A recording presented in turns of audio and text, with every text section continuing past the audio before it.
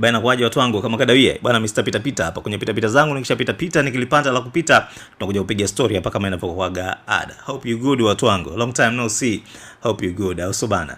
Bana kwenye pita pita zangu nimekutana na hii, na kama wewe hujakutana nayo basi chukua kutoka kwangu. Unajua kuna utamaduni wa nchi za Asia, especially nchini China. Watu katika mishemishe zao mjini wakiwa labda wanasubiria town bus ama wanasubiria train na vitu vingine kama hivyo, labda wako sokoni, huwa wahitaji viti kukaa na kusubiria jambo. Huwa wanaenda kwenye, wanasema ni deep squat, wanachuchumaa mpaka chini kabisa, ambapo mapaja yanakuwa yamerelax pamoja na anka za miguu zinakuwa zimerelax. Na huo ndio utamaduni wao, kwamba hawahitaji viti kukaa kusubiria basi, wala wakiwa sokoni wakiwa wanachagua vitu, mtu haba anahisi amechoka, huwahitaji kiti kukaa, watachuchuma moja kwa moja. Na ndio utamaduni wao, ni kawaida.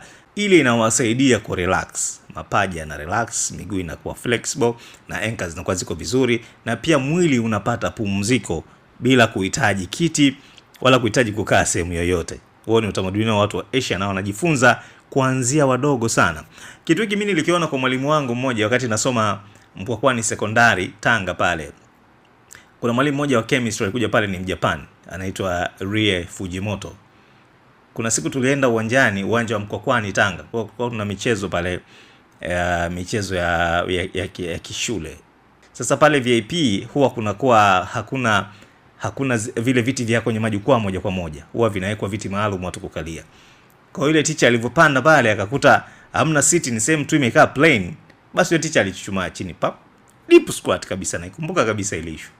Nikashangaa, sasa huyu anachuchumaa kwa muda mrefu sana.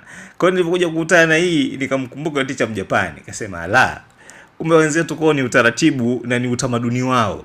Jiulize kama ungelikuwa wewe na utamaduni huu bro, ungetoboa? Wewe unaweza kuchuchumaa kwa dakika ngapi? Hapo ulipo sasa hivi jiulize tu. Wewe unaweza kuchuchumaa namna ile kwa dakika ngapi kabla ya miguu kuishiwa nguvu na kuanza kutetemeka na kuanguka chini? Okay, tukutane kwenye comments. Bana endelea kulike, kushare pamoja na kusubscribe YouTube channel yetu ya Rema TV Online, lakini pia share kwa wengine pia ili tuweze kulisongesha gurudumu. Lakini pia tufuate kwa mitandao ya kijamii ya Instagram, Facebook pamoja na TikTok kwa jina la Rema TV Online. Mimi ni Dula Kiraka. Mr. Pita Pita is always salute.